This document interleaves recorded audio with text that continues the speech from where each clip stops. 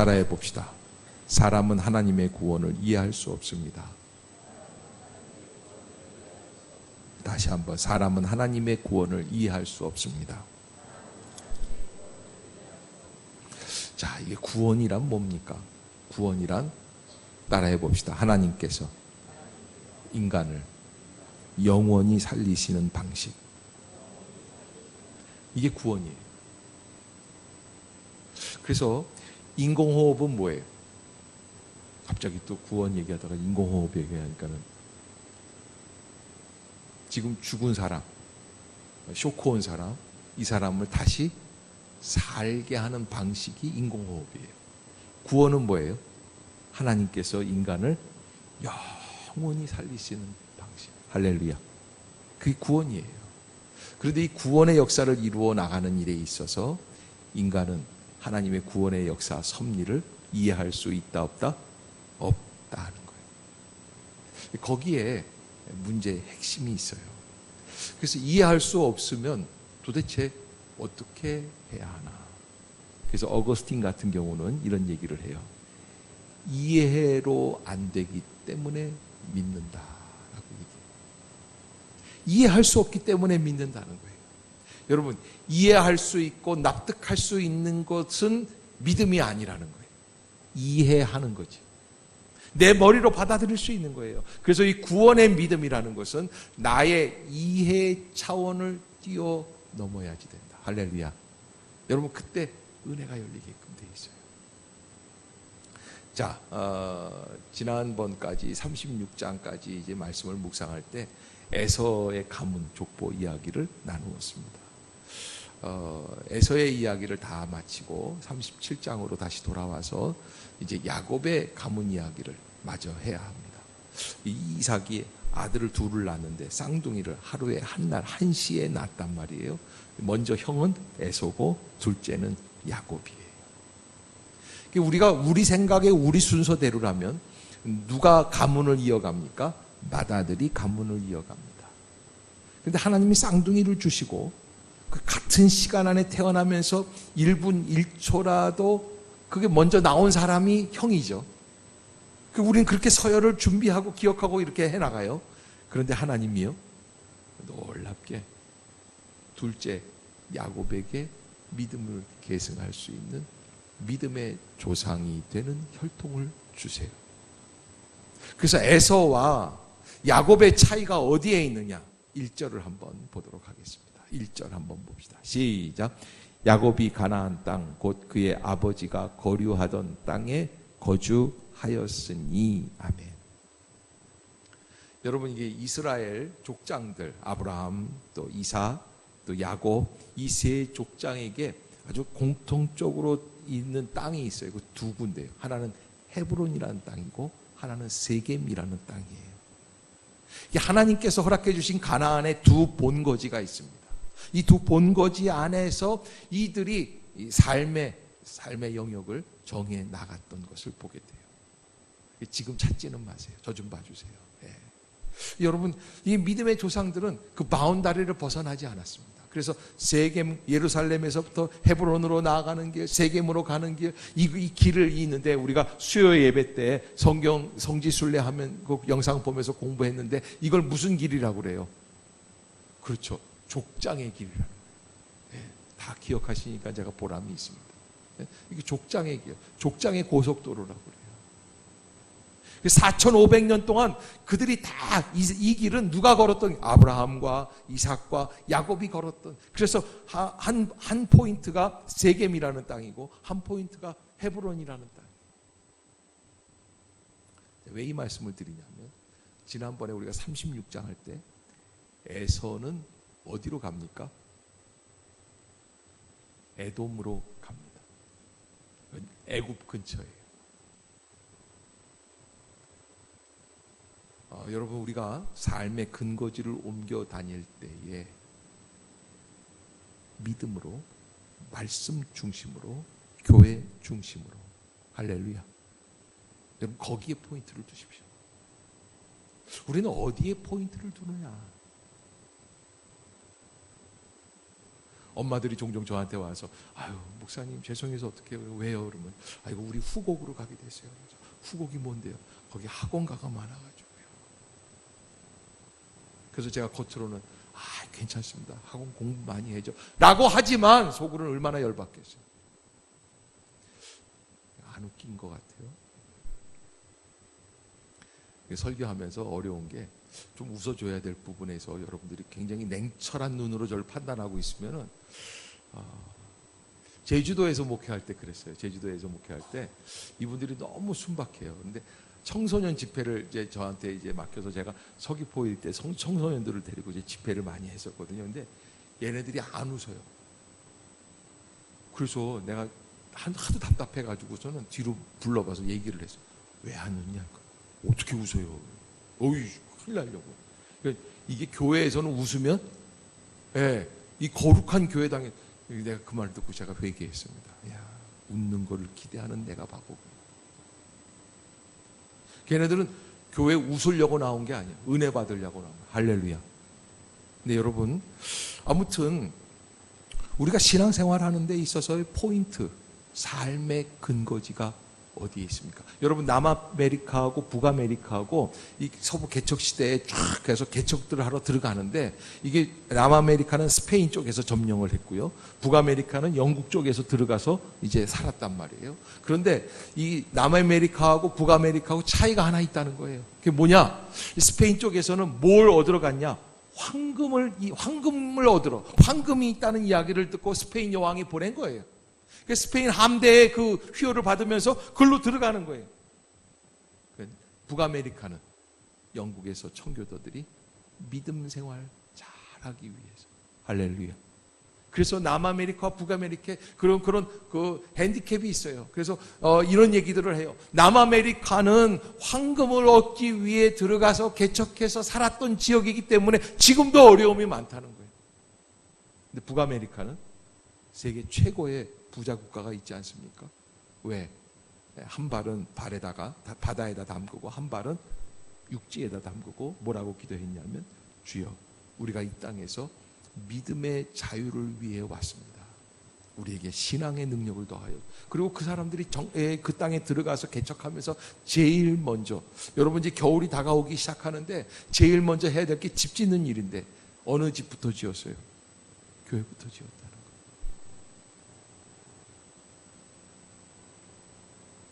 그래서 어느 포인트가 어디에 있느냐 이게 믿음의 조상을 결정짓는 중요한 요소. 야곱이 바단 아람 하란 땅까지 갔었지만은 그러나 그는 다시 돌아옵니다. 왜? 창세기 28장에서 하나님이 그를 만나주시고 네가 가는 곳마다 어디든지 따라다니겠다. 그리고 너를 다시 이 약속의 땅으로 돌아오게 할 것이다. 그런데 야곱이라는 사람이 대단한 것이 몇 번의 체험을 통해서 그는 어디에 거하고 있습니까? 아버지가 거류하던 땅에 거주합니다. 벗어나지를 않습니다. 에서는 어떻게 합니까? 약속을 벗어납니다. 참 이상해요. 여러분 가만 보세요. 인격적으로 사람으로 이렇게 대해보면은 여러분들은 저도 잘 모릅니다. 에서랑 야곱을 실제로 안 만나봤으니까 그분들이 어떤 분들인지 잘 모르죠. 그런데 누가 좀 더 인간적이겠어요? 에서가 훨 나요. 예, 야곱은 어떤 사람이에요? 아주 디테일한 것까지도 그냥 좀 약간 좀 좁쌀 같은 사람이고요. 이 사람은 한번 자기가 발동에 걸리면 잡을 수가 없고 고집이 세고 그냥 에서는 편안해. 까짓거 20몇 년 동안 자기 속삭이던 동생이 돌아와서 미안하다고 절 한번 하니까 괜찮아. 내가 쿨한 사람입니다. 네, 편안하게. 그런데 야곱은 그렇지 않은데 하나님은 누구를 선택하시느냐? 야곱을 선택하세요. 왜? 그가 믿음의 땅에 거하는 사람이에요. 여러분 믿음의 영역을 함부로 벗어나지 마시길 주의 이름으로 축복합니다. 내가 지켜야 할 게 있습니다. 내가 가야 할 길이 있습니다. 내가 먹지 말아야 할 게 있습니다. 하지 말아야 할 행동들이 있습니다. 그때마다 믿음을 가지고 지켜나갈 수 있기를 주의 이름으로 축복합니다. 그런데 2절을 보면은 야곱의 족보는 이러하니라 이렇게 시작을 하는데, 여러분 이게 에서의 족보는 이러하니라 36장에서도 에서의 가문을 쭉 소개할 때 이 에서의 세 아들을 쭉 얘기를 해줬어요. 그런데 이 2절에서 37장으로 돌아와서 야곱의 족보는 이러하니라 그런데 생뚱맞게 딱 한 사람만 나와요. 누구 얘기만 나와요? 요셉의 얘기만. 한번 2절을 한번 같이 읽어봅시다. 시작.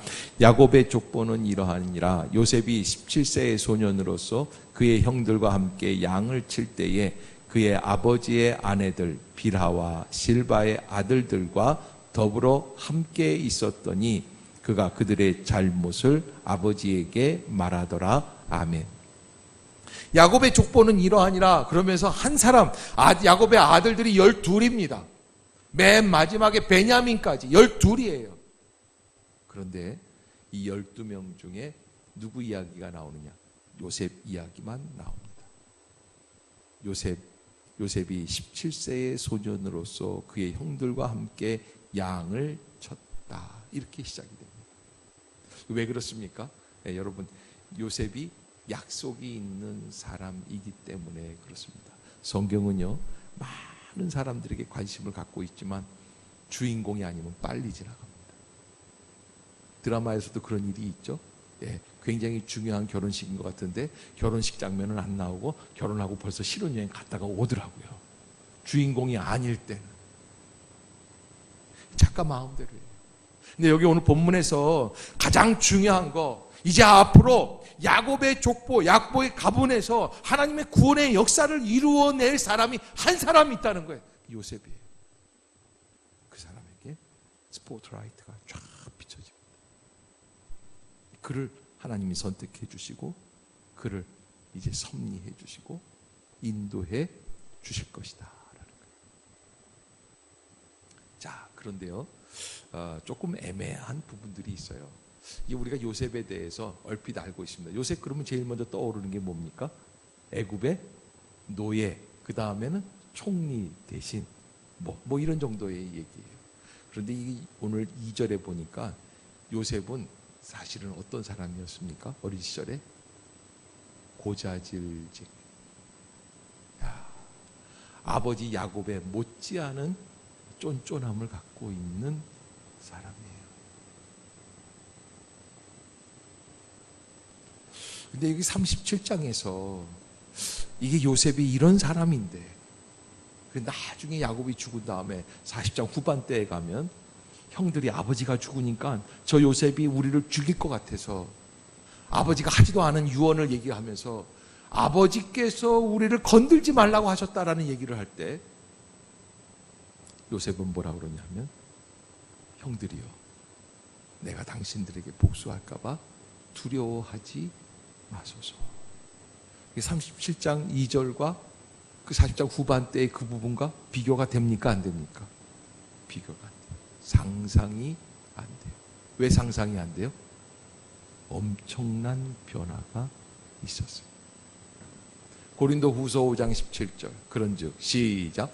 그런즉 누구든지 그리스도 안에 있으면 새로운 피조물이라. 이전 것은 지나갔으니 보라 새 것이 되었도다. 고린도 후서 5장 17절 말씀. 담임 목사가 앞에서 설교하면서 이렇게 도박도박 얘기할 땐 같이 따라해야 되는데 꿀먹은 벙어리처럼 계시면 안 돼요. 고린도 후서 5장 17절, 갈라디아서 2장 20절 다 우리 교회에서는 핵심 구절이에요. 이거 외워야지 돼요. 예, 외우십시오. 뭐예요? 예수 그리스도를 믿으면 어떻게 됩니까? 새 것이. 구원의 역사가 뭐가 있어요? 새 것이 돼요. 할렐루야. 새로운 존재가 되는 거예요. 지금 요셉이요, 이게 애굽의 총리 대신이 되기 전에 10여 년 동안의 이 고난 속에서 어떠한 사람이 되었습니까? 사실 고자질쟁이로 살았던 이 요셉이에요.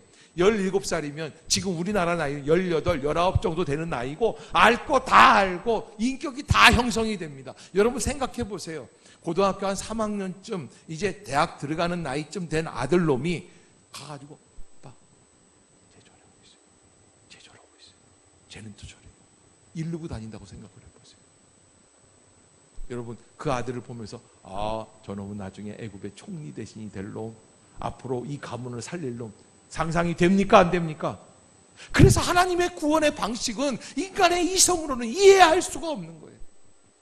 어떻게 해서 하나님이 그 사람을 그렇게 변화시키시고, 또 저 밧단 아람에서 고난받던 사람들 들어와가지고, 그래서 가나안 땅에서 자리 잡은 다음에 이 세겜 땅, 헤브론 땅에서 살아가고 있던 이 촌아이가 애굽에, 여러분 당시에 이 밧단 세겜 땅, 이스라엘 가나안 땅, 이 땅은 애굽에서 비교하면 애굽은 그때 당시에 뉴욕이에요, 뉴욕.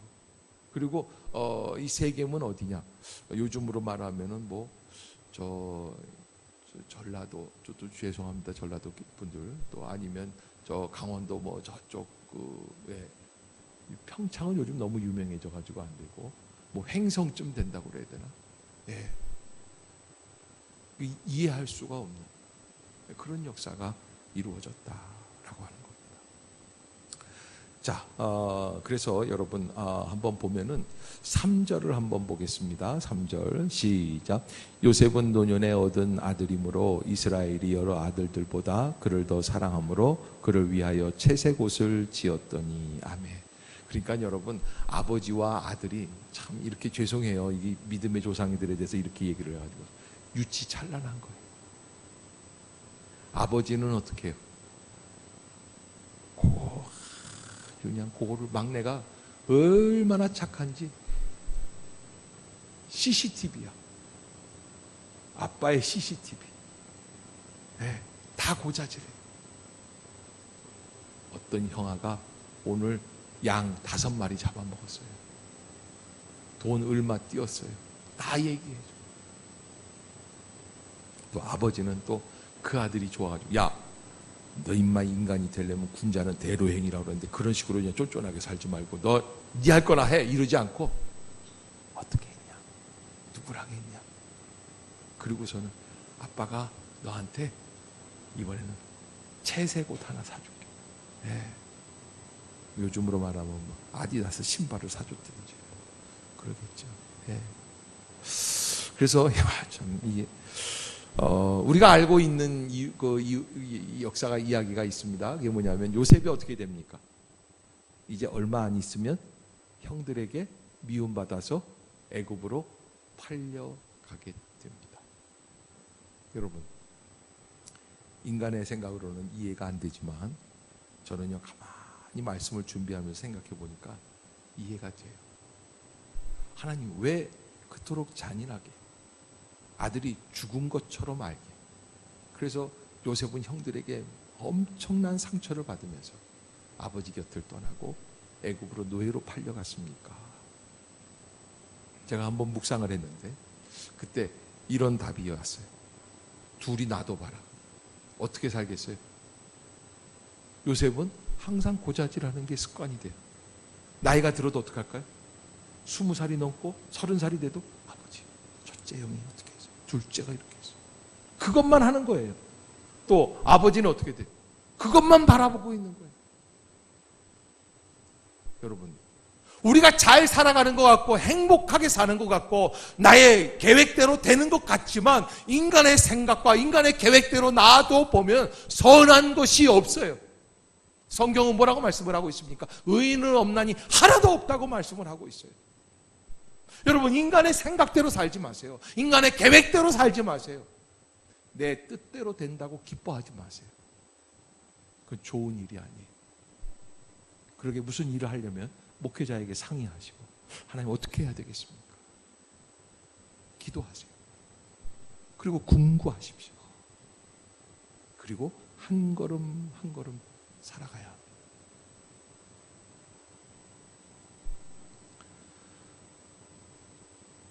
그래서 결국에는 어떤 결과가 나오냐? 4절입니다. 4절 시작.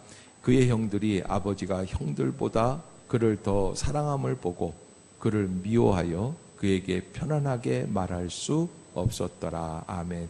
이 편안하게 말할 수 없었다는 게 무슨 얘기예요? 속마음을 다 얘기하면 이 요셉이라는 놈이 어떻게 합니까? 다 그냥 고자질하는 거예요. 그래서 그렇게 될 수 없었다. 미움을 받죠. 여러분, 우리가 사랑은 다 좋은 것인데, 그런데 여러분 우리가 인간적인 정으로 사랑하는 이 사랑은 한쪽에서는 분노와 미움을 일으키게 된다라는 걸 꼭 기억하시길 바랍니다.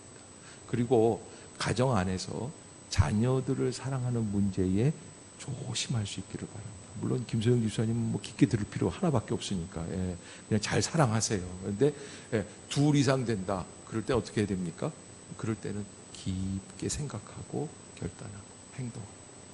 근데 제가 우리 저 아는 그 김창근 목사님 제가 존경하는 분이거든요. 제 멘토이신데 아들 둘이 있어요. 여기는 완전히 서열별로 사랑해요. 그래서 이 두 아드님들이 다 결혼을 해서 애들을 낳았어요. 하나는 딸 둘을 낳고 하나는 아들 둘을 낳고 하나는 막내 셋째를 딸을 낳았어요. 근데 얘네들이 오면은 첫째 아들들은 누가 다 안아주냐? 김창근 목사님 안아줘요. 맏아들의 자녀들은 이거 일로 와라. 그리고 둘째 아들의 자녀들은 누가 안아줘요? 할머니가 안아줘요. 할머니가 일로 와라. 그래서 아예 이게 습관이 돼 있어가지고 둘째 아이들은 오면은 할아버지한테 안 가고 할머니한테 간다. 그러니까는 이게 집안이 문제가 없어요. 그런데 묘하게 큰 아들은 저 포항 가서 목회를 하고 있고 둘째 아들은 또 부모님 곁에 가까이서 목회를 하고 있어요. 그러니까 사실은 큰 아들이 여러 가지 생각이 많겠죠.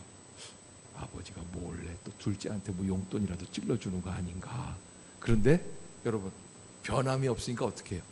그럴 염려가 없어요. 근데 사실은 조금 더 주시는 것 같더라고요. 가까이 있는 사람한테. 그런데 아무튼 이게 자녀들을 사랑하는 일에 있어서 표현이 중요하다. 질서 있게 하십시오. 여러분 그 질서를 무너뜨리지 마세요. 순서가 있습니다. 우리 직분자들도 그냥 장로라고 집사라고 권사라고 다 똑같은 권사가 아니에요. 순서가 있어요. 서열이 있습니다. 여러분 이게 꼬우면 교회 못 나오는 겁니다. 이게 다 이게 무슨 하다못해 저 행신역 앞에서 포장마차를 해도 서열이 있습니까? 없습니까? 다 있어요. 이 질서가 중요해요. 근데 야곱이 자기의 감정에 깊이 빠지다 보니까 막내 아들 격인 요셉을 너무 사랑하게 됩니다. 거기에서부터 문제가 시작이 됩니다. 근데 여러분 우리가 로마서 8장 28절 잘 알죠? 우리가 알거니와 곧 하나님을 사랑하는 자 곧 그 뜻대로 부르심을 입은 자들에게는 어떻게 됩니까?